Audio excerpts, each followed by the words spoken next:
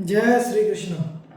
ओम नमो भगवते वासुदेवाय नमः। आप सुन रहे हैं पौराणिक अमृतवाणी द्वारा प्रसारित महाभारत कथा।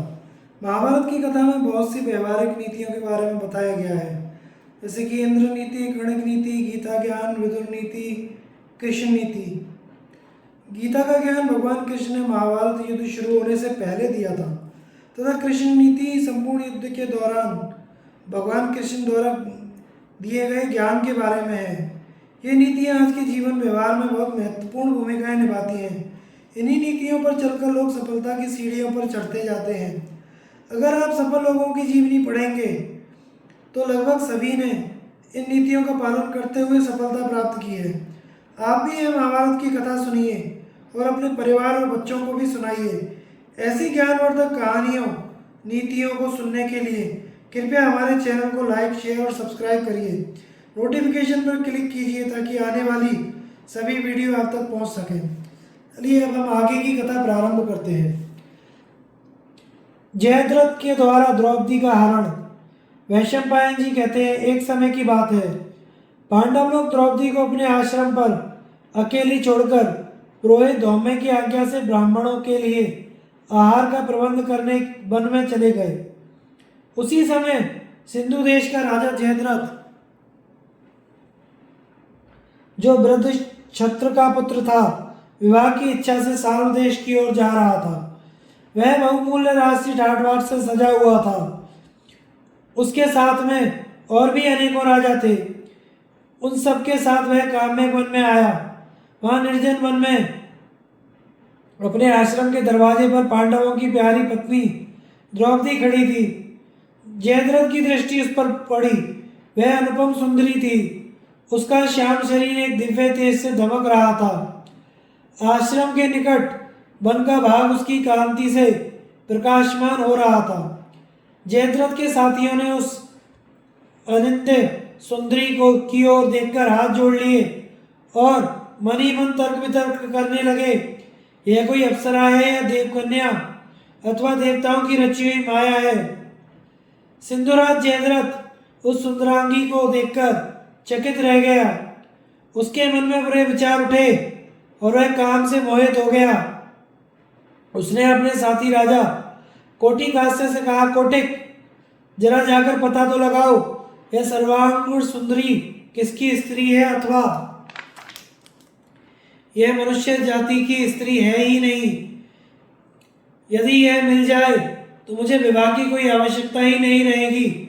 पूछो तो यह किसकी है, कहाँ से आई है और इस कटीले जंगल में किस उद्देश्य से इसका आना हुआ। क्या यह मेरी सेवा स्वीकार करेगी? इसे पाकर तो मैं कृतार्थ हो जाता। सिंधुराज के वचन सुनकर कोटिक रस से नीचे उतर पड़ा और गीदड़ जैसे व्याघ्र की स्त्री से बात करे उसी प्रकार द्रौपदी के पास जाकर बोला, सुंदरी, कदम्ब की डाली झुकाकर इसके सहारे इस आश्रम पर अकेली खड़ी हुई तू कौन है? तुझे इस भयानक जंगल में डर नहीं लगता? क्या तू किसी देव, यक्ष या दानव की पत्नी है अथवा कोई श्रेष्ठ अप्सरा या नाग कन्या है? यमराज, चंद्रमा, वरुण, कुबेर, इनमें से तो तू किसी की पत्नी नहीं है। बता धाता, विधाता, सविता, विष्णु या इंद्र, किसके धाम से तू यहाँ आई है? मैं राजा सुरथ का पुत्र हूँ। लोग मुझे कोटिकास्य कहते हैं तथा सौवीर देश के 12 राजकुमार हाथ में ध्वजा लेकर जिसके रथ के पीछे चलते हैं। 6000 रथी, हाथी, घोड़े, पैदलों की सेना सदा जिनका अनुसरण किया करती है, वे सौवीर नरेश राजा जयद्रथ उधर खड़े हैं। उनका नाम कभी तुम्हारे सुनने में भी आया होगा। इनके साथ और भी कई राजा हैं। अपना परिचय तो हमने बताया, पर तेरे विषय में अभी हम अनभिज्ञ ही हैं। अतः बता, तू किसकी पत्नी है और किसकी सुपुत्री? कोटिकास्य के प्रश्न करने पर द्रौपदी ने एक बार धीरे से उसकी ओर देखा और कदम्ब की डाली का सहारा छोड़कर अपनी रेशमी चादर संभालते हुए नीचे दृष्टि करके कहा, राजकुमार, मैंने अपनी बुद्धि से विचार कर अच्छी तरह समझ लिया है कि मेरे जैसी स्त्री को तुमसे बातचीत करना उचित नहीं है, पर यहाँ इस समय कोई दूसरा पुरुष स्त्री मौजूद नहीं है जो तुम्हारी बात का जवाब दे सके, इसलिए बोलना पड़ा है। मैं अपने पतिव्रत धर्म का पालन करने वाली स्त्री हूँ, सो भी इस समय अकेली हूँ। इस वन में अकेले तुम्हारे साथ कैसे बात कर सकती हूँ? परंतु मैं पहले से ही जानती हूँ कि तुम राजा सुरत के पुत्र हो और तुम्हारा कोटि कास्य नाम है, इसलिए तुमसे अपने बंधुओं और विख्यात वंश का परिचय दे रही हूँ। मैं राजा द्रुपद की पुत्री हूँ, मेरा नाम कृष्णा है। 5 पांडवों के साथ मेरा विवाह हुआ है, वे इंद्रप्रस्थ के रहने वाले हैं, उनका नाम भी तुमने सुना होगा। अब तुम सब लोग अपने वाहन खोलकर यहाँ उतरो, पांडवों का आतिथ्य स्वीकार करो, फिर अपने अभीष्ट स्थान को चले जाना, उनके आने का समय हो गया है। धर्मराज अतिथियों के बड़े भक्त हैं, आप लोगों को देखकर बहुत प्रसन्न होंगे। द्रौपदी कोटि कास्य से ऐसा कहकर अपनी पर्णकुटी में चली गई। उसका उन लोगों पर विश्वास हो गया, अतः उनके अतिथि सत्कार की तैयारी में लग गई। कोटि कास्य राजाओं के पास गया और द्रौपदी के साथ जो कुछ बात हुई थी वह कह सुनाई। उसकी बात सुनकर दुष्ट जयद्रथ ने कहा, मैं स्वयं जाकर द्रौपदी को देखता हूँ। वह अपने 6 भाइयों को साथ लेकर जैसे भेड़िया सिंह की गुफा में प्रवेश करे उसी प्रकार पांडवों के आश्रम में घुस आया और द्रौपदी से बोला, सुंदरी तुम कुशलता से तो हो, तुम्हारे स्वामी स्वस्थ तो हैं, तथा जिन लोगों की तुम कुशल कामना रखती हो वे सभी सकुशल है ना? द्रौपदी ने कहा, राजकुमार तुम स्वयं सकुशल तो हो ना? तुम्हारे राज्य खजाना सैनिक तो कुशल से है ना? मेरे पति कुरुवंशी राजा युधिष्ठिर सकुशल हैं और उनके सब भाई भी कुशल से हैं। राजन, ये पैर धोने के लिए जल और आसन ग्रहण करो। तुम सब लोगों के जलपान के लिए मैं अभी प्रबंध करती हूँ। जयद्रथ बोला, मेरी कुशल है, जलपान के लिए तुम जो कुछ देना चाहती हो सब मुझे प्राप्त हो चुका। अब तुमसे यही कहना है कि पांडवों के पास अब धन नहीं रहा, वे राज्य से निकाल दिए गए, अब इनकी सेवा करना व्यर्थ है। इतनी भक्ति से जो तुम इनकी सेवा करती हो उसका फल तो केवल क्लेश ही होगा। तुम इन पांडवों को छोड़ दो और मेरी पत्नी होकर सुख भोगो। मेरे साथ ही संपूर्ण सिंधु और सौवीर देश का राज्य तुम्हें प्राप्त होगा, रानी बनोगी। जयद्रथ की यह बात सुनकर द्रौपदी का हृदय कांप उठा, उसकी भौहें रोष से तन गई, सहसा उस स्थान से वह पीछे हट गई। उसके इस प्रस्ताव का तिरस्कार करके द्रौपदी ने बहुत कड़ी बातें सुनाई और बोली, खबरदार फिर कभी ऐसी बात मुंह से मत निकालना, तुझे शर्म आनी चाहिए। मेरे पति महान यशस्वी हैं, सदा धर्म में स्थित रहने वाले हैं, युद्ध में यक्षों और राक्षसों का भी मुकाबला कर सकते हैं। ऐसे महारथी वीरों की शान के खिलाफ ऊंची बातें कहते हुए तुझे लज्जा नहीं आती? अरे मूर्ख, जैसे बांस, केला और नरकुल ये फल देकर अपना नाश कर लेते हैं, केकड़े की मादा अपनी मृत्यु के लिए ही गर्भ धारण करती है, उसी प्रकार तू भी अपनी मौत के लिए ही मेरा अपहरण करना चाहता है। जयद्रथ बोला, कृष्णे, मैं सब जानता हूँ, मुझे खूब मालूम है तुम्हारे पति राजपुत्र पांडव कैसे हैं, परंतु इस समय यह विभीषिका दिखाकर तुम हमें डरा नहीं सकती। हम तुम्हारी बातों में नहीं आ सकते। अब तुम्हारे सामने सिर्फ 2 काम हैं, या तो सीधी तरह से हाथी या रथ पर चढ़कर बैठ जाओ, या पांडवों के हार जाने पर सौवीर राज जयद्रथ से दीनतापूर्वक गिड़गिड़ाते हुए कृपया की भीख मांगना। द्रौपदी ने कहा, मेरा बल मेरी शक्ति महान है, किंतु सौवीर राज की दृष्टि में मैं दुर्बल सी प्रतीत हो रही हूँ। मुझे अपने ऊपर विश्वास है, क्यों जोर जबरदस्ती करने से भी मैं जयद्रथ के सामने कभी दीन वचन नहीं बोल सकती। एक रथ पर एक साथ बैठकर भगवान श्री कृष्ण और वीर अर्जुन जिसकी खोज में निकलेंगे, उस द्रौपदी को देवराज इंद्र भी हरकर नहीं ले जा सकते। बेचारे मनुष्य की तो ताकत ही क्या है। अर्जुन जब शत्रु पक्ष के वीरों का संहार करने लगते हैं, उस समय दुश्मनों का दिल दहल जाता है।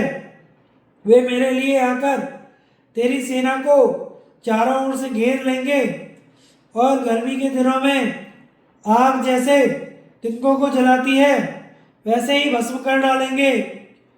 जिस समय तू गांडीव धनुष से छोड़े हुए बाण समूहों को टिड्डियों की तरह वेग से उड़ते हुए देखेगा और पराक्रमी वीर अर्जुन पर तेरी दृष्टि पड़ेगी, उस समय अपने इस कुकर्म को याद करके तू अपनी बुद्धि को धिक्कारेगा। अरे नीच, जब भीम हाथ में गदा लिए दौड़ेंगे और नकुल सहदेव क्रोध जन्य भी उछलते हुए तेरी ओर टूट पड़ेंगे, तब तुझे बड़ा पश्चाताप होगा। यदि मैंने कभी मन से भी अपने पूजनीय पतियों का उल्लंघन नहीं किया, यदि मेरा अखंड पति व्रत्य सुरक्षित हो, तो इस सत्य के प्रभाव से मैं आज देखूंगी कि पांडव तुझे जीतकर अपने वश में कर जमीन पर घसीट रहे हैं। मैं जानती हूँ तू निशंस है, मुझे बलपूर्वक खींच ले जाएगा, मगर इसकी भी कोई परवाह नहीं। मेरे पति कुरुवंशी वीर शीघ्र ही मुझसे मिलेंगे, उनके साथ मैं पुनः इसी काम में वन में आकर रहूंगी। तदंतर द्रौपदी ने देखा जयद्रथ के आदमी मुझे पकड़ने आ रहे हैं, तब वह डांट कर बोली, खबरदार कोई मुझे हाथ में लगाना। फिर भयभीत होकर उसने अपने पुरोहित धौम्य को पुकारा। तब तक जयद्रथ ने आगे बढ़कर द्रौपदी के दुपट्टे के छोर को पकड़ लिया। द्रौपदी ने उसे जोर से धक्का दिया। धक्का लगते ही पापी जयद्रथ कटे हुए वृक्ष की भांति जमीन पर गिर पड़ा। फिर बड़े वेग से उठकर उसने द्रौपदी का दुपट्टा पकड़ लिया और जोर जोर से खींचने लगा। द्रौपदी बारंबार उच्छ्वास कर लेने लगी। उसने जैसे तैसे धौम्य मुनि के चरणों में प्रणाम किया और रथ पर चढ़ गई। धौम्य बोले, जयद्रथ, जरा क्षत्रियों के प्राचीन धर्म का तो ख्याल कर।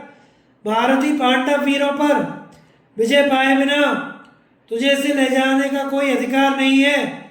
पापी, धर्मराज आदि पांडवों से मुठभेड़ हो जाने पर तुझे इस नीच कर्म का फल मिलेगा, इसमें कोई संदेह नहीं है। यह कहकर धौम्य मुनि हरकल ले जाती हुई राजकुमारी द्रौपदी के पीछे पीछे पैदल सेना के बीच में होकर चलने लगे। पांडवों द्वारा द्रौपदी की रक्षा और जयद्रथ की पराजय। वैशंपायन जी कहते हैं, जब पांडव वन में से आश्रम की ओर लौट रहे थे, उस समय एक गीदड़ बड़े जोर से रोता हुआ उनके वाम भाग से निकल गया।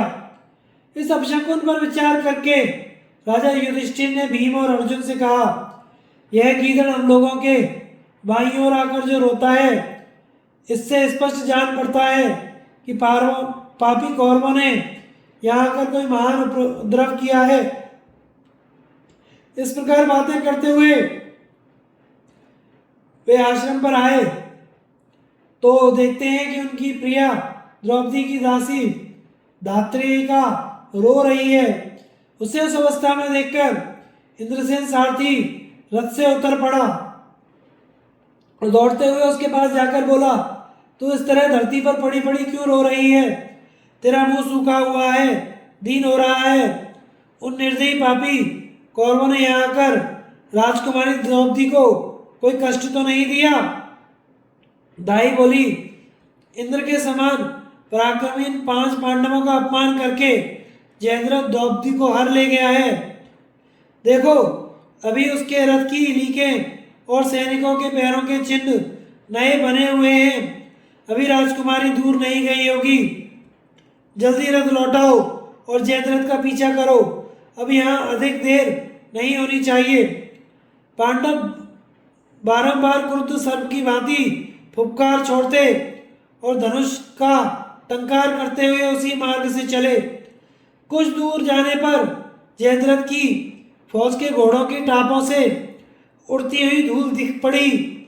उन्होंने पैदल सेना के बीच में जाते हुए धौम्य मुनि को भी देखा, जो भीम को पुकार रहे थे। पांडवों ने मुनि को आश्वासन दिया कि अब आप सुखपूर्वक चलिए।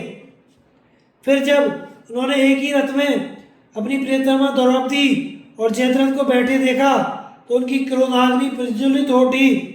फिर तो भीम, अर्जुन, नकुल, सहदेव सबने जयद्रथ को ललकारा। पांडवों को आया देख शत्रुओं के होश उड़ गए। पैदल सेना तो बहुत डर गई, हाथ जोड़ने लगी।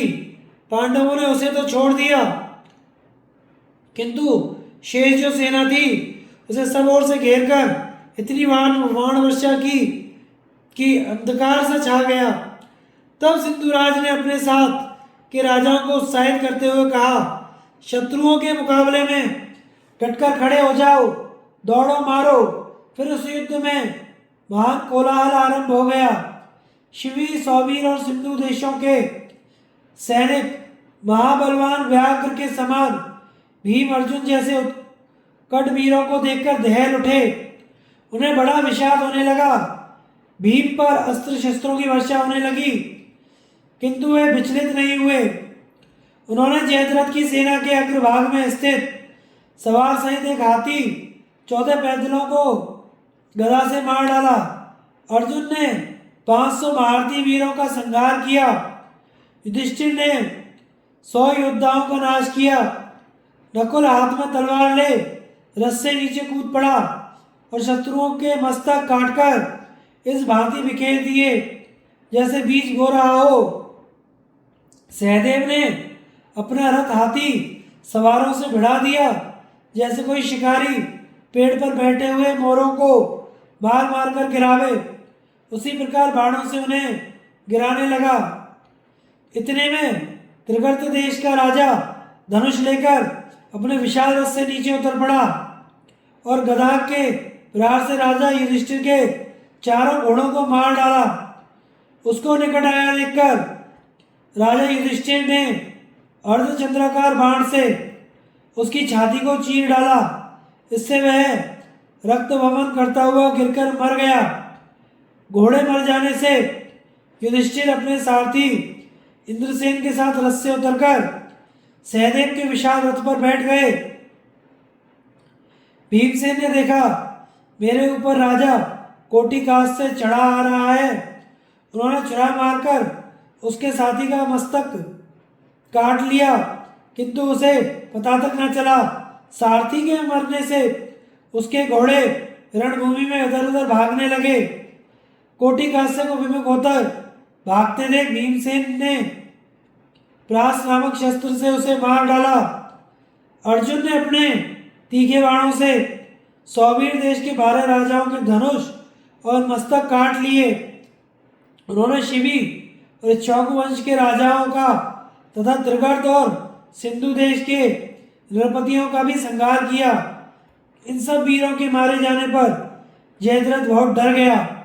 उसने द्रौपदी को नीचे उतार दिया और स्वयं प्राण बचाने के लिए वन की ओर भाग गया। धर्मराज ने देखा कि धौम्य को आगे करके द्रौपदी आ रही है, तो सहदेव द्वारा उसे रथ पर चढ़वा लिया। युद्ध समाप्त होने पर भीम ने युधिष्ठिर से कहा, भाई, शत्रुओं के प्रधान वीर मारे गए, बहुत से इधर उधर भी भाग गए हैं। आप नकुल, सहदेव और महात्मा धौम्य मुनि के साथ आश्रम पर जाइए और द्रौपदी को शांत कीजिए। मैं तो उस मूर्ख जयद्रथ को जीवित नहीं छोड़ सकता, भले ही मैं पाताल में जाकर छिप गया हो अथवा स्वयं इंद्र सारथी बनकर उसकी सहायता करने आ गया हो। युधिष्ठिर ने कहा, महाबाहु भीम, यद्यपि सिंधुराज जयद्रथ बड़ा दुष्ट है, तो भी बहन दुशला और यशस्वी गांधारी का ख्याल करके उसको जान से मत मारना। तदंतर राजा युधिष्ठिर द्रौपदी को लेकर पुरोहित जी के साथ आश्रम पर आए वहाँ मार्कंडेय मुनि तथा और भी बहुत से ब्राह्मण ऋषि द्रौपदी के लिए शोक कर रहे थे। जब उन्होंने पत्नी सहित धर्मराज को लौटते देखा और उनके मुख से सिंधु तथा सौवीर देशों के वीरों की पराजय का समाचार सुना तो सब लोग बहुत प्रसन्न हुए। राजा उन ऋषियों के साथ बाहर बैठे और द्रौपदी ने नकुल सहदेव के साथ आश्रम में प्रवेश किया।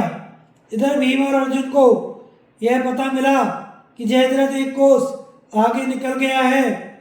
तब वे अपने ही हाथों से घोड़ों को हाँकते हुए बड़े वेग से दौड़े। यहाँ अर्जुन ने एक अद्भुत पराक्रम दिखाया। यद्यपि जयद्रथ 2 मील आगे था तो भी उन्होंने अभिमंत्रित किए हुए बाण चलाकर उसके घोड़ों को मार डाला। घोड़ों के मरने से जयद्रथ बहुत दुखी हुआ। अर्जुन को ऐसे पराक्रम करते देख उसने भाग जाने में ही अपना उत्साह दिखाया। वह वन की ओर दौड़ने लगा। अर्जुन ने देखा कि जयद्रथ तो अब भागने में ही अपना पराक्रम दिखा रहा है तो उन्होंने उसका पीछा करते हुए कहा, राजकुमार लौटो लौटो, तुम्हारा भागना उचित नहीं है। कैसी बल पर पराई स्त्री को जबरदस्ती ले जाना चाहते थे? अरे अपने सेवकों को शत्रुओं के बीच छोड़कर कैसे भागे जा रहे हो? अर्जुन के इस प्रकार कहने पर भी सिंधुराज नहीं लौटा तो महाबली भीम ने वेग से दौड़कर उसका पीछा किया और कहा, खड़ा रहे खड़ा रहे। अर्जुन को जयद्रथ पर दया आ गई। उन्होंने कहा, भैया उसे जान से ना मारना। भीम के हाथों जयद्रथ की दुर्गति बंधन तथा युधिष्ठिर की दया से छूटकर तपस्या करके उसका वर प्राप्त करना।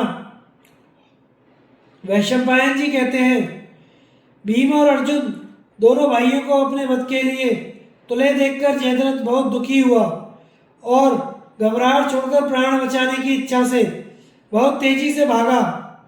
उसे भागते देख भीम भी रथ से कूद पड़े और वेग पूर्वक दौड़कर उसकी चोटी पकड़ ली।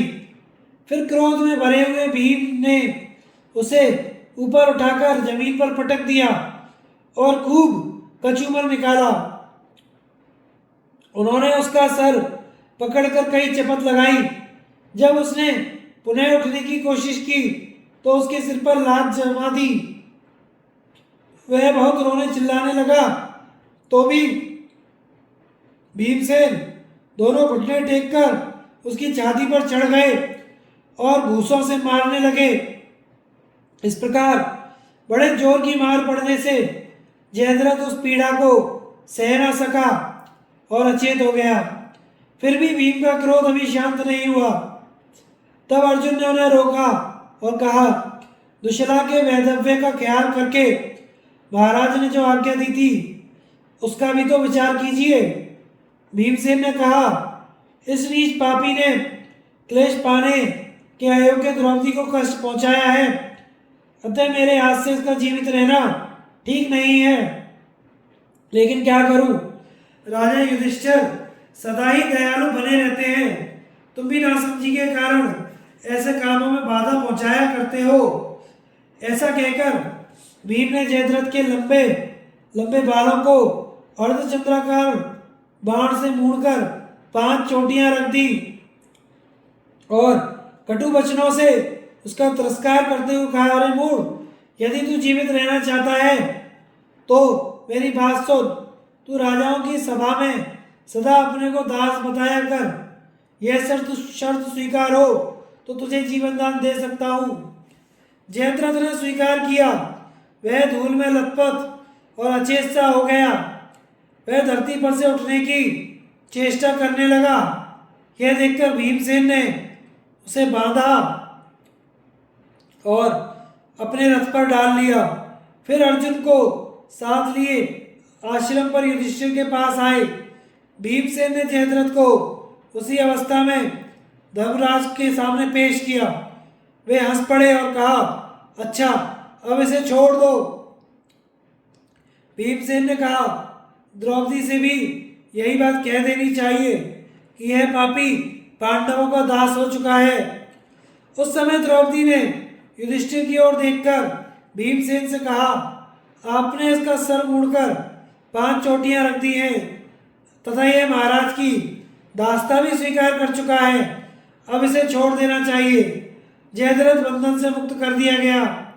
उसने विफल होकर राजा युधिष्ठिर को तथा वहां बैठे हुए सभी मुनियों को प्रणाम किया।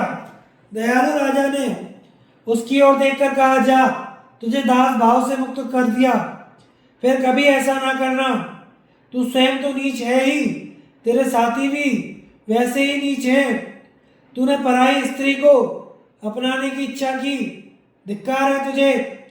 भला तेरे सिवा दूसरा कौन मनुष्य इतना अधम होगा जो ऐसा खोटा कर्म करे। जयद्रथ, जा, अब कभी पाप में मन न लगाना।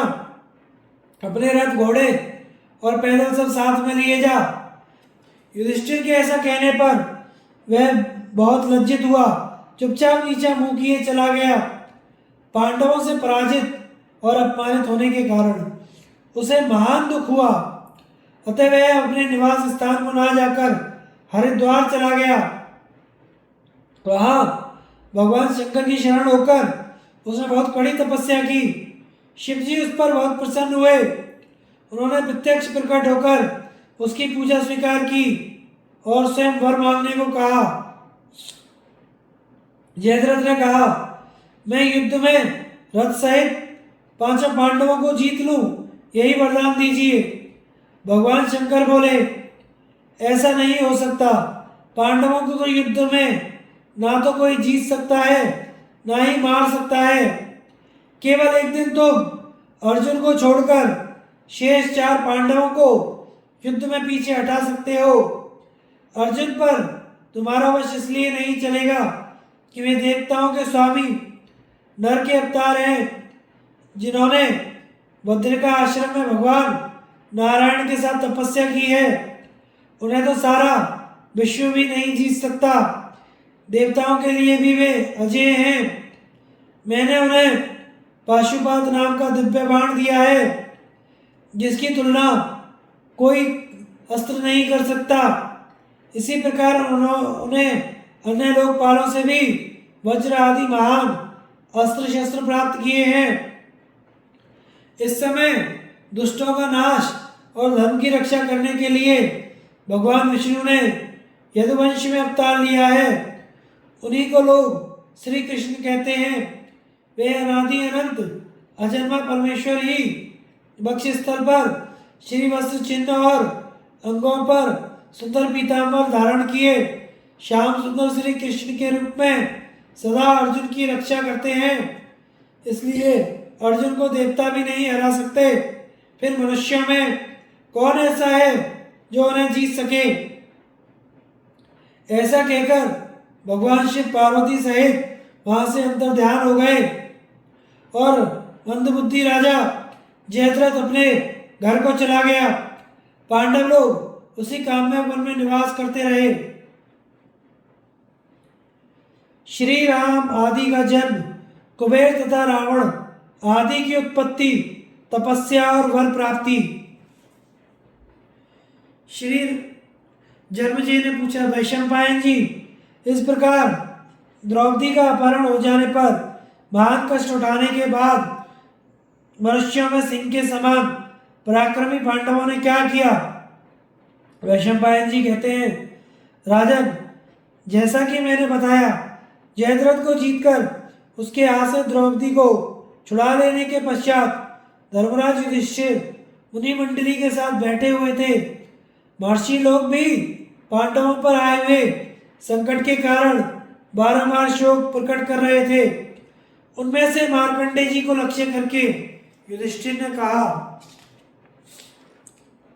भगवान, आप भूत भविष्य और वर्तमान सब कुछ जानते हैं। देवर्षियों में आपका नाम विख्यात है। आपसे मैं अपने हृदय से एक संदेह पूछता हूँ, उसका निवारण कीजिए।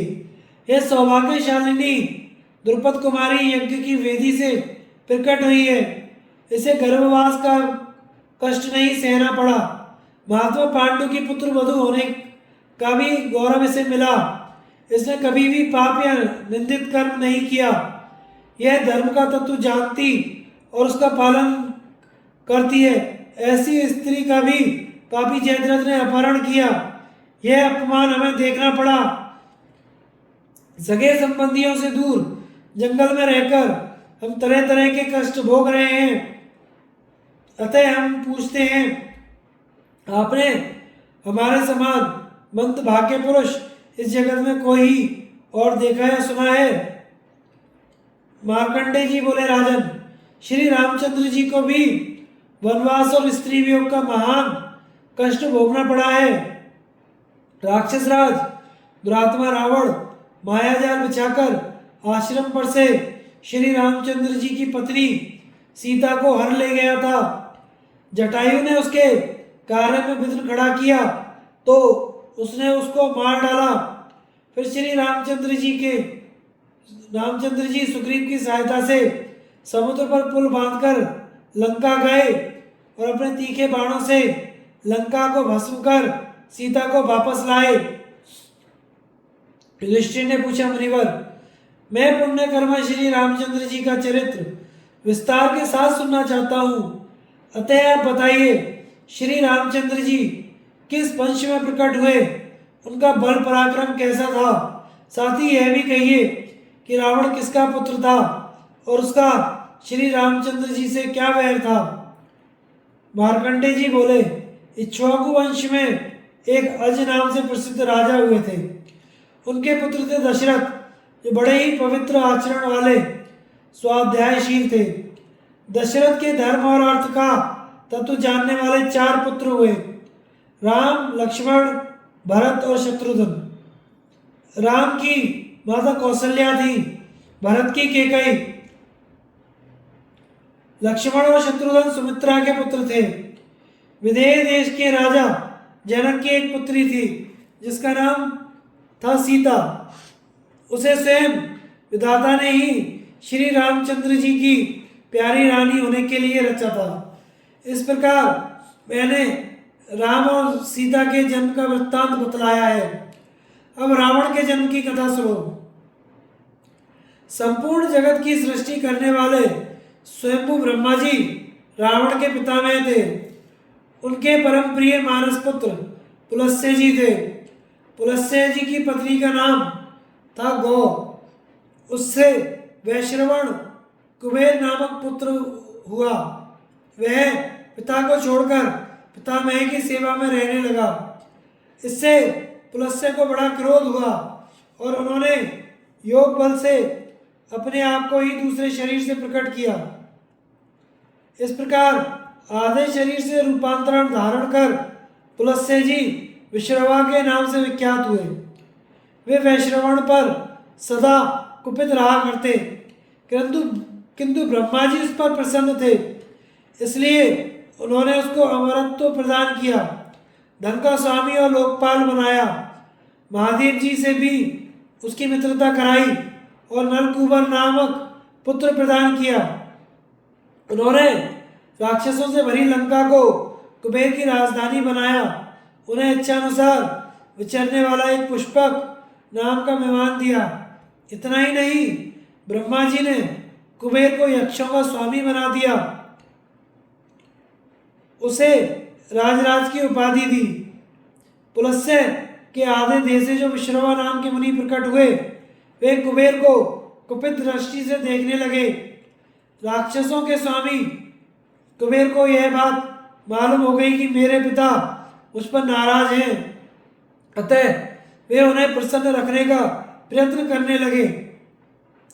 उन्होंने 3 राक्षस कन्याओं को पिता की सेवा में नियुक्त किया। वे बड़ी सुंदरी और नाचने गाने में निपुण थी। तीनों ही अपना भला चाहती थी, इसलिए एक दूसरी से लाग डांट रखकर सदा महात्मा विश्रवा को संतुष्ट करने का प्रयत्न किया करती थी। उनके नाम थे पुष्पोत्कटा, राका और मालिनी। मुनि उनकी सेवाओं से प्रसन्न हो गए और प्रत्येक को लोकपालों के समान पराक्रमी पुत्र होने का वरदान दिया। पुष्पोत्कटा के 2 पुत्र हुए, रावण और कुंभकर्ण। इस पृथ्वी पर इनके समान बलवान कोई दूसरा नहीं था। मालिनी से एक पुत्र विभीषण का जन्म हुआ। राका के गर्भ से एक पुत्र और पुत्री हुई। पुत्र का नाम था खर और पुत्री का नाम था शूर्पणखा। विभीषण इन सब में अधिक सुंदर, भाग्यशाली, धर्म रक्षक और सत्कर्म कुशल था। रावण के 10 मुख थे। वह सबसे श्रेष्ठ था, वह सबसे ज्येष्ठ था। उत्साह, बल और पराक्रम में भी वह महान था। शारीरिक बल में कुंभकर्ण सबसे बढ़ा चढ़ा था। मायावी रणकुशल तो था ही, देखने में भी बड़ा भयंकर था। खर का पराक्रम धनुर्विद्या में बढ़ा हुआ था। वह मांसाहारी और ब्राह्मणों का द्वेषी था। शूर्पणखा की आकृति बड़ी भयानक थी। वह सदा मुनियों की तपस्या में विघ्न डाला करती।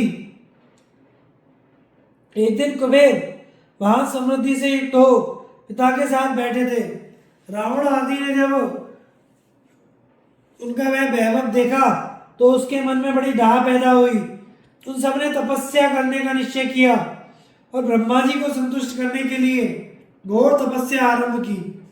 रावण एक पैर से खड़ा हो पंचाग्नि तापता हुआ वायु के आहार पर रहकर एकाग्र चित्त से 1000 वर्ष तक तपस्या करता रहा। कुंभकर्ण ने भी आहार का संयम किया। वह भूमि पर सोता और कठोर नियमों का पालन करता। विभीषण केवल एक सूखा पत्ता खाकर रहते थे। उनका भी उपवास में ही प्रेम था। वे सदा जप किया करते। कुंभकर्ण और विभीषण ने भी उतने ही वर्षों तक कठोर तप किया। खर और शूर्पणखा ये दोनों तपस्या में लगे हुए अपने भाइयों की प्रसन्न चित्त से सेवा करते थे। 1000 वर्ष पूर्ण होने पर रावण ने अपने मस्तक काट काट कर अग्नि में उनकी आहुति दे दी। उसके इस अद्भुत कर्म से ब्रह्मा जी बहुत संतुष्ट हुए। उन्होंने स्वयं जाकर उन सबको तपस्या करने से रोका और सबको पृथक पृथक वरदान का लोभ दिखाते हुए कहा, पुत्रों, मैं तुम सब पर प्रसन्न हूँ। वर मांगो और तब से निवृत्त हो जाओ।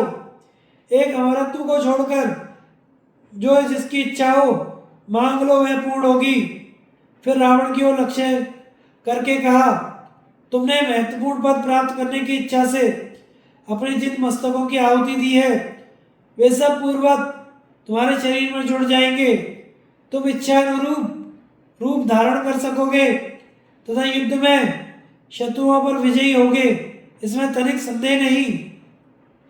रावण बोला, गंधर्व देवता, असुर, यक्ष, राक्षस, सर्प, किन्नर, भूतों से मेरी कभी पराजय न हो। ब्रह्मा जी ने कहा, तुमने जिन लोगों का नाम लिया है इनमें से किसी से भी तुम्हें भय नहीं होगा, केवल मनुष्य से हो सकता है। उनके ऐसा कहने पर रावण प्रसन्न हुआ। उसने सोचा, मनुष्य मेरा क्या कर लेंगे, मैं तो उनका भक्षण करने वाला हूँ। इसके बाद ब्रह्मा जी ने कुंभकर्ण से वरदान मांगने को कहा। उसकी बुद्धि मोह से ग्रस्त थी, इसलिए उसने अधिक काल तक नींद लेने का वरदान मांगा। ब्रह्मा जी उसे तथास्तु कहकर विभीषण के पास गए और बारंबार कहा, बेटा, मैं तुम पर बहुत प्रसन्न हूँ, तुम भी वर मांगो। विभीषण बोले, भगवान, बहुत बड़ा संकट आने पर भी कभी मेरे मन में पाप का विचार ना उठे तथा बिना सीखे ही मेरे हृदय में ब्रह्मास्त्र के प्रयोग की विधि स्फुरित हो जाए।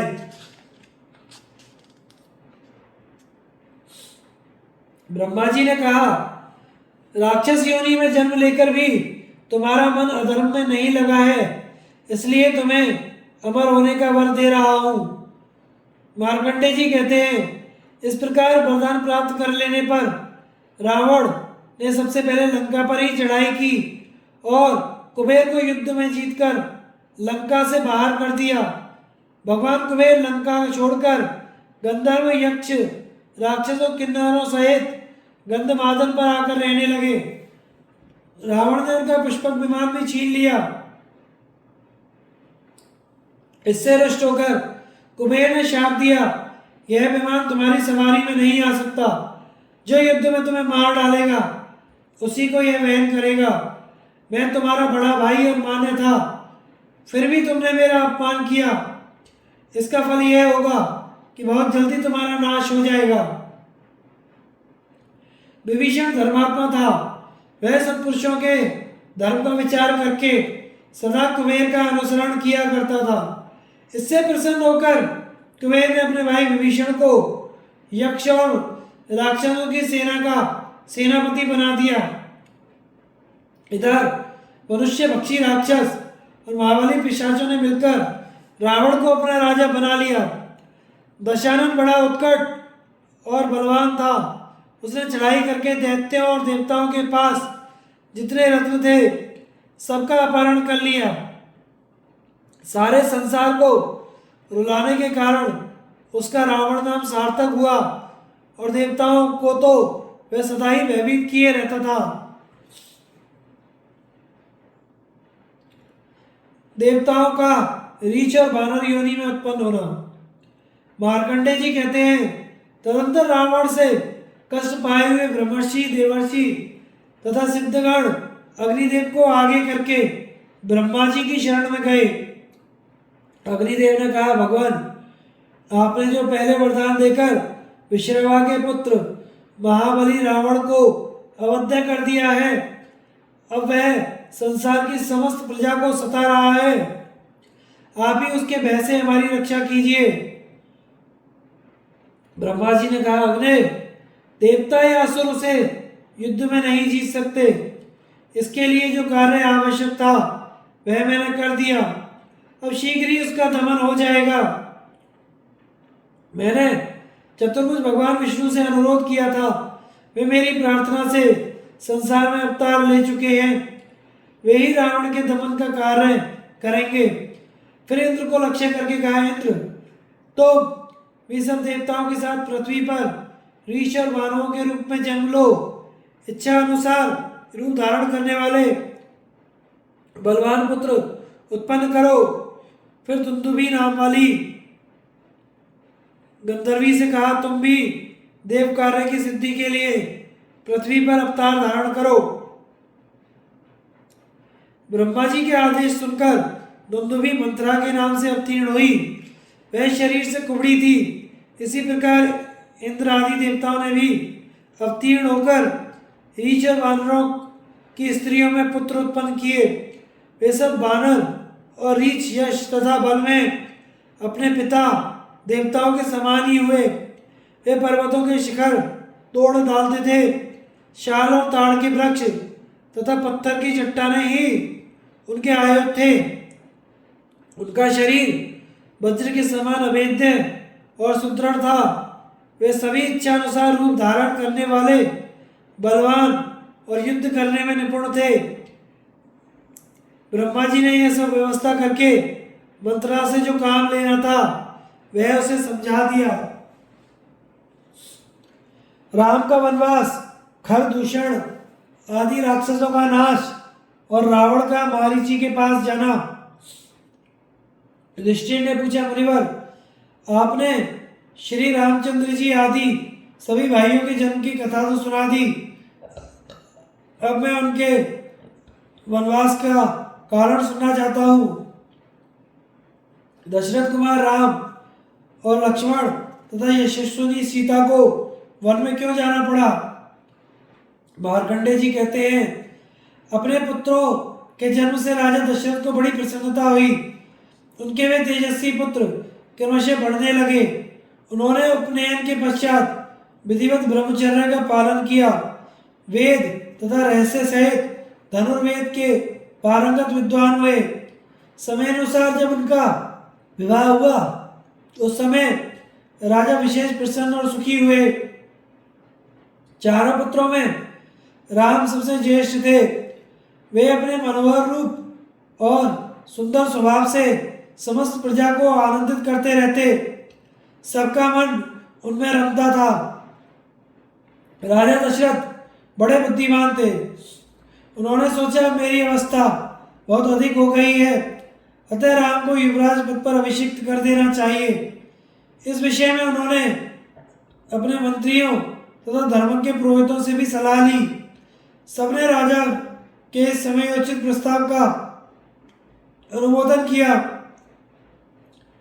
श्री रामचंद्र जी के नेत्र कुछ कुछ लाल थे, भुजाएं घुटनों तक लंबी थी, मस्त हाथी के समान चाल थी, छाती चौड़ी और सिर पर काले काले घुंघराले बाल थे। देह की दिव्य कांति दमकती रहती थी। युद्ध में उनका पराक्रम देवराज इंद्र से कम नहीं था। उनका नैनाभिराम रूप देखकर शत्रु के भी नेत्र और मन लुभा जाते। वे सब धर्मों के तत्ववेत्ता और बृहस्पति के समान बुद्धिमान थे। संपूर्ण प्रजा का उनमें अनुराग था। वे सभी विद्याओं में प्रवीण, जितेंद्रिय, दुष्टों को दंड देने वाले, धर्मात्मा, साधुओं के रक्षक, धैर्यवान, दुर्धर्ष, विजयी, अजय थे। ऐसे गुणवान तथा माता कौशल्या का आनंद बढ़ाने वाले पुत्र को देख देखकर राजा दशरथ बहुत प्रसन्न रहा करते थे। श्री रामचंद्र के गुणों का स्मरण करते हुए राजा दशरथ ने पुरोहित को बुलाकर कहा, ब्राह्मण, आज पुष्य नक्षत्र है, रात में बड़ा पवित्र योग आने वाला है। आप राज्याभिषेक की सामग्री एकत्रित कीजिए और राम को इसकी सूचना भी दे दीजिए। राजा की यह बात मंत्रा ने भी सुन ली। ठीक समय पर वह कैकेयी के पास जाकर बोली, रानी कैकेयी, आज राजा ने तुम्हारे लिए दुर्भाग्य की घोषणा कर दी है। कौशल्या का ही भाग्य अच्छा है, उसके पुत्र का राज्याभिषेक हो रहा है। तुम्हारे ऐसे भाग्य कहाँ, तुम्हारा पुत्र तो राज्य का अधिकारी ही नहीं है। मंत्रा की बात सुनकर परम सुंदरी कैकेयी एकांत में अपने पति राजा दशरथ के पास गई और प्रेम जताती हुई हंस हंसकर मधुर शब्दों में बोली, राजन, आप बड़े सत्यवादी हैं। पहले जो मुझे एक वर देने को कहा था उसे दीजिए। राजा ने कहा, लो अभी देता हूँ, तुम्हारी जो इच्छा हो मांग लो। कैकेयी ने राजा को वचनबद्ध करके कहा, आपने राम के लिए जो राज्याभिषेक का सामान तैयार कराया है उससे भरत का अभिषेक किया जाए और राम वन में चले जाए। कैकेयी की यह प्रिय बात सुनकर राजा को बड़ा दुख हुआ। वे मुंह से कुछ भी ना बोल सके। राम को जब मालूम हुआ कि पिताजी कैकेयी को वरदान देकर मेरा वनवास स्वीकार कर चुके हैं तो उनके सत्य की रक्षा के लिए वे स्वयं वन की ओर चल दिए। लक्ष्मण भी हाथ में धनुष लिए भाई के पीछे हो लिए। लक्ष्मण भी हाथ में धनुष लिए भाई के पीछे हो लिए तथा सीता ने भी राम का साथ दिया। राम के वन चले जाने पर राजा दशरथ ने शरीर त्याग दिया। तदनंतर कैकेयी ने भरत को ननिहाल से बुलवाया और कहा, राजा स्वर्गवासी हो गए, राम लक्ष्मण वन में हैं। अब यह विशाल साम्राज्य निष्कंटक हो गया है, तुम इसे ग्रहण करो। भरत बड़े धर्मात्मा थे। वे माता की बात सुनकर बोले, कुल घातिनी, धन के लालच में तूने कितनी क्रूरता का काम किया है। पति की हत्या की और इस वंश का सत्यानाश कर डाला। मेरे माथे पर कलंक का टीका लगा दिया। यह कहकर वे फूट फूट कर रोने लगे। उन्होंने सारी प्रजा के निकट अपनी सफाई दी कि इस षड्यंत्र में मेरा बिल्कुल हाथ नहीं था। फिर वे श्री रामचंद्र जी को लौटा लाने की इच्छा से कौशल्या, सुमित्रा और कैकेयी को आगे करके शत्रुघ्न के साथ वन को चले। साथ में वशिष्ठ, वामदेव आदि बहुत से ब्राह्मण, हजारों प्रवासी भी थे। चित्रकूट पर्वत पर जाकर भरत ने लक्ष्मण सहित राम को धनुष हाथ में लिए तपस्वी के वेश में देखा। भरत के अनुनय विनय करने पर भी राम लौटने को राजी ना हुए। पिता की आज्ञा का पालन करना था, इसलिए उन्होंने भरत को समझा बुझाकर वापस कर दिया। भरत भी अयोध्या न जाकर नंदीग्राम में रहने लगे और भगवान राम की चरण पादुका सामने रखकर राज्य का प्रबंध देखने लगे। राम ने सोचा, यदि यहाँ रहूंगा तो नगर और प्रांत के लोग बराबर आते रहेंगे। इसलिए वे शरभंग मुनि के आश्रम के पास घोर जंगल में चले गए। शरभंग का आदर सत्कार करके वे दंडकारण्य में जाकर गोदावरी नदी के सुरम्य तट पर रहने लगे। वहां के पास ही जनस्थान नामक वन का एक भाग था। उसमें खर राक्षस रहता था। शूर्पणखा के कारण राम का उसके साथ वैर हो गया। श्री रामचंद्र जी ने वहां के तपस्वियों की रक्षा के लिए 14,000 राक्षसों का संहार किया। महाबलवान खर और दूषण का वध करके उन्होंने उस स्थान को धर्मारण्य एवं निर्भय बना दिया। शूर्पणखा के नाक और होठ काट लिए गए थे।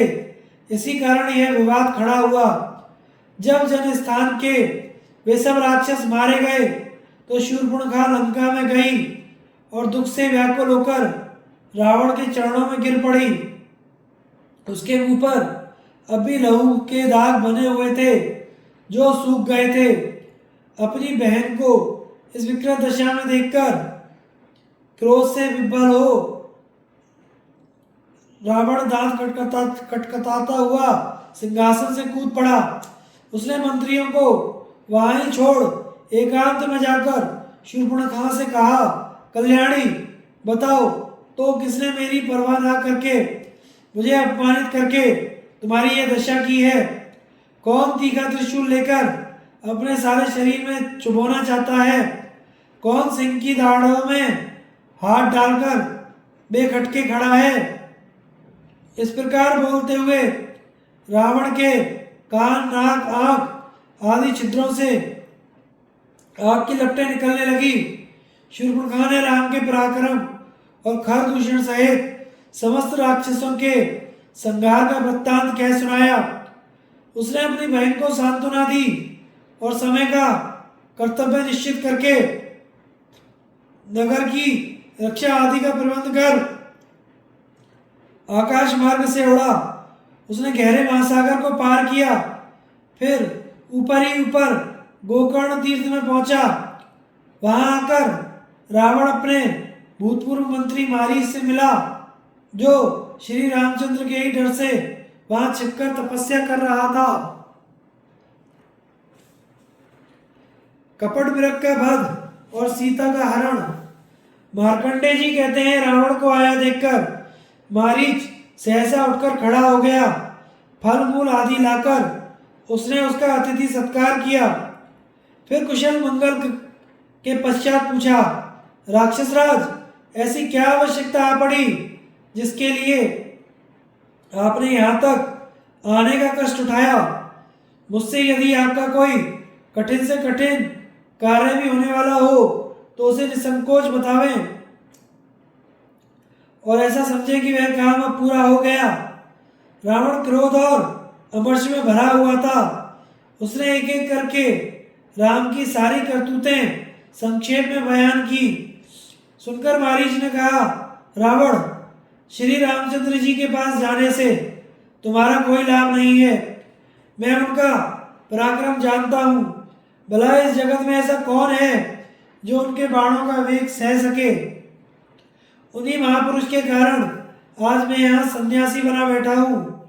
बदला लेने की नीयत से उनके पास जाना मृत्यु के मुख में जाना है। किस दुरात्मा ने तुम्हें ऐसा करने की सलाह दी? उसकी बात सुनकर रावण के क्रोध का पारा और भी चढ़ गया। उसने डांट कर कहा, मारीच, यदि तू मेरी बात नहीं मानेगा तो निश्चय जान तुझे भी मृत्यु के मुख में जाना पड़ेगा। मारीच ने मन ही मन सोचा, यदि मृत्यु निश्चित है तो श्रेष्ठ पुरुष के हाथ से ही मरना अच्छा होगा। फिर उसने पूछा, अच्छा बताओ मुझे तुम्हारी क्या सहायता करनी होगी? रावण बोला, तुम एक सुंदर मृग का रूप धारण करो, जिसके सींग रत्न में प्रतीत हो और शरीर के रोए भी चित्र विचित्र रत्नों के ही रंग वाले जान पड़े। फिर सीता की दृष्टि जहां पड़ सके ऐसी जगह खड़े होकर उसे लुभाओ। सीता तुम्हें देखते ही पकड़ लाने के लिए अवश्य ही रामचंद्र को तुम्हारे पास भेजेगी। उनके दूर चले जाने पर सीता को वश में करना सहज होगा। मैं उसे हरकर ले जाऊंगा और रामचंद्र अपनी प्यारी स्त्री के वियोग में बेसुध होकर प्राण दे देंगे। बस तुम्हें यही सहायता करनी है। रावण की बात सुनकर मारीच को दुख तो बहुत हुआ, परंतु वह रावण के पीछे पीछे चला। श्री रामचंद्र के आश्रम के निकट पहुंचकर दोनों ने पहले ही सलाह के अनुसार कार्य आरंभ कर दिया। मृग रूप में मारीच ऐसे स्थान पर खड़ा हुआ जहां सीता उसे भली भांति देख सके।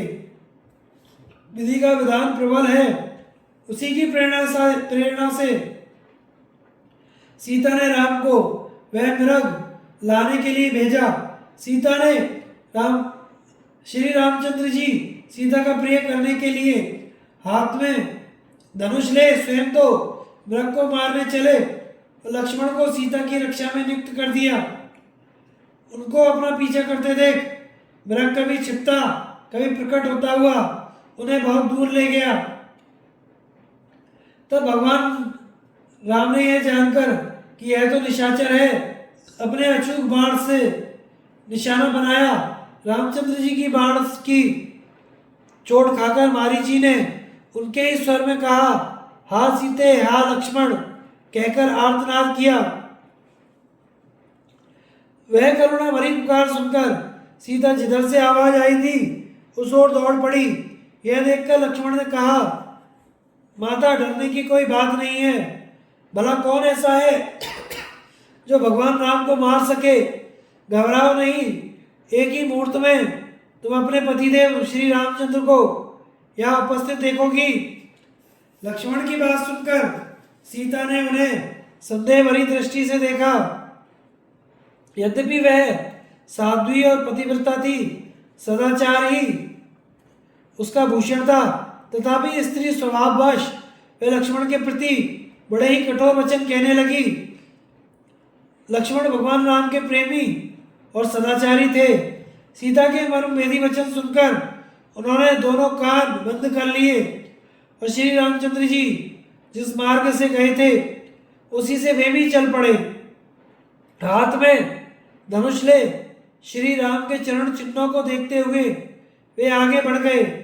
इसी अवसर पर साध्वी सीता को हर ले जाने की इच्छा से सन्यासी के वेश में रावण वहां उपस्थित हुआ।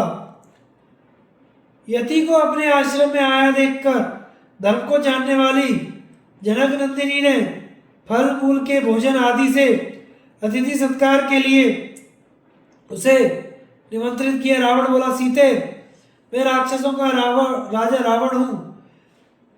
मेरा नाम सर्वत्र विख्यात है। समुद्र के पार बसी हुई रमणीय लंकापुरी मेरी राजधानी है।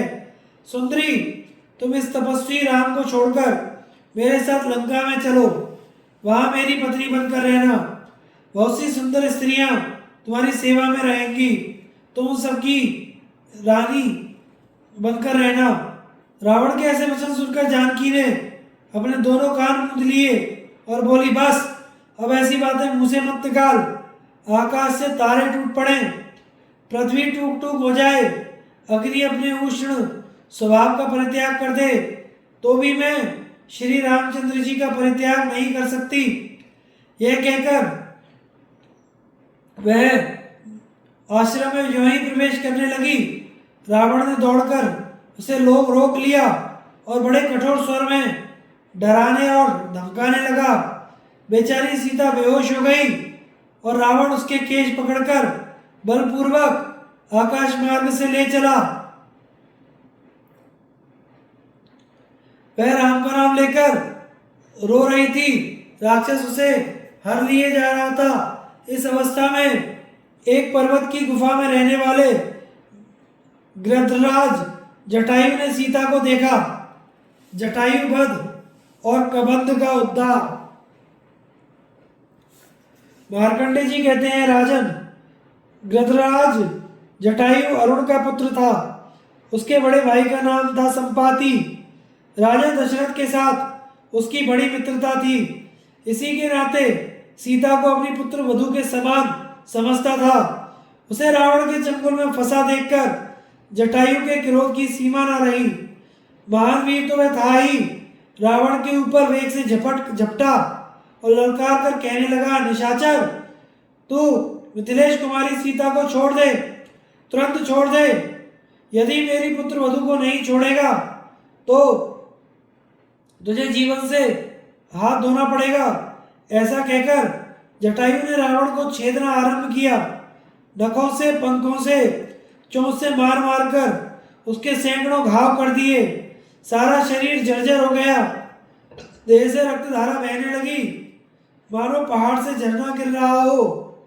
रामचंद्र जी का प्रिय और हित चाहने वाले जटायु को इस प्रकार चोट करते देख रावण ने हाथ में तलवार ली और उसके दोनों पंख काट डाले। इस तरह जटायु को मारकर वह राक्षस सीता को लिए हुए फिर आकाश मार्ग से चल दिया। सीता को जहां कहीं मुनियों का आश्रम दिखता, जहां जहां नदी तालाब पोखर दिखाई पड़ता, उन सब स्थानों पर अपना कोई ना कोई गहरा गिरा देती थी।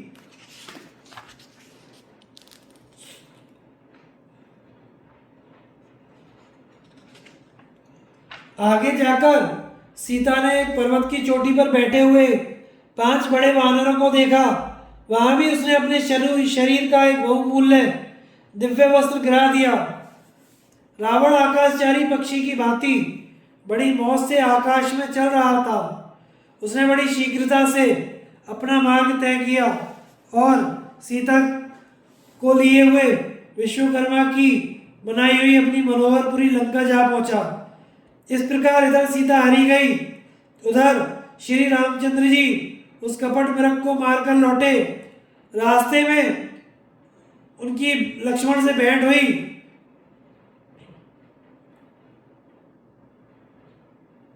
राम ने उलाहना देते हुए कहा, लक्ष्मण, राक्षसों से भरे हुए इस घोर जंगल में जानकी को अकेला छोड़कर तुम यहाँ कैसे चले आए? लक्ष्मण ने सीता की कही हुई सारी बातें उन्हें सुना दी। सुनकर श्री रामचंद्र जी के मन में बड़ा कलेश हुआ। शीघ्रता पूर्वक वे आश्रम के पास पहुंचकर उन्होंने देखा कि एक पर्वत के समान विशालकाय गृह अधमरा पड़ा हुआ है। जब दोनों भाई निकट पहुंचे तब गृध ने उनसे कहा, आप दोनों का कल्याण हो। मैं राजा दशरथ का मित्र गृध्रराज जटायु हूँ। उसकी बात सुनकर दोनों भाई परस्पर कहने लगे, यह कौन है जो हमारे पिता का नाम लेकर परिचय दे रहा है? निकट आने पर उन्होंने उसके दोनों पंख कटे हुए देखे। गृध्र ने बताया कि सीता को छुड़ाने के लिए युद्ध करते समय रावण के हाथ से मैं मारा गया हूँ। राम ने पूछा, रावण किस दिशा की ओर गया है?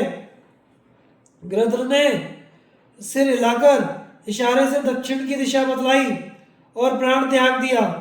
उसका संकेत समझकर भगवान राम ने पिता का मित्र होने के नाते उसे आदर देते हुए उसका विधिवत अंत्येष्टि संस्कार किया। तदंतर आश्रम पर जाकर उन्होंने जो देखा, कुश की चटाई उजड़ी हुई है, कुटी उजाड़ हो गई है, घर सूना है। इससे सीता हरण का निश्चय हो जाने से दोनों भाइयों को बड़ी वेदना हुई। उनका हृदय दुख और शोक से व्याकुल हो गया।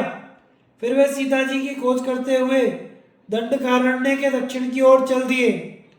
कुछ दूर जाने पर उस महान वन में राम लक्ष्मण ने देखा कि मृगों के झुंड इधर उधर भाग रहे हैं। कुछ ही देर में उन्होंने भयानक कबंध देखा।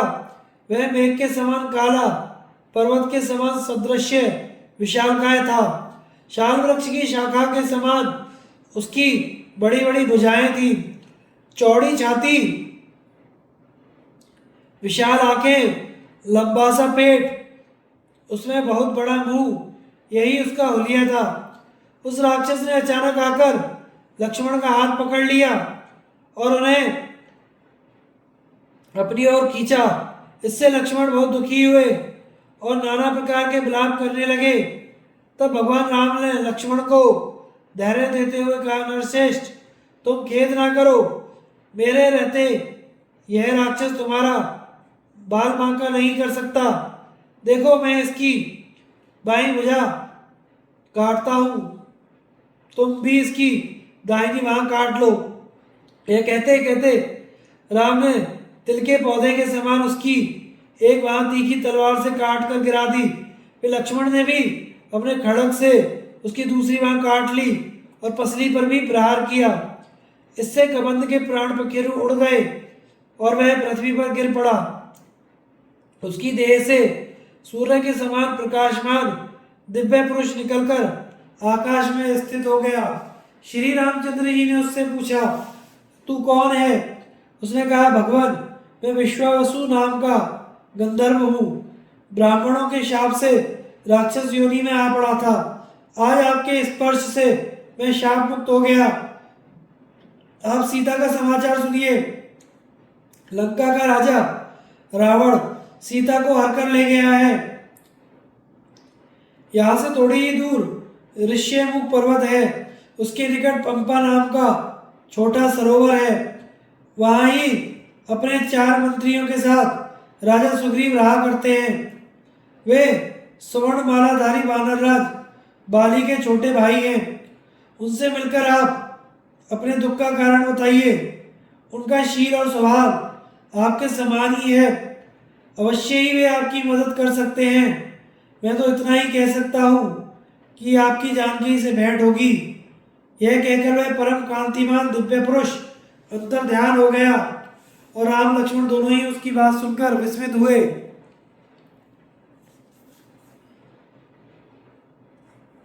धन्यवाद मित्रों, आगे की कथा हम अगले भाग में सुनेंगे। कृपया हमारे चैनल को लाइक, शेयर और सब्सक्राइब कीजिए। धन्यवाद।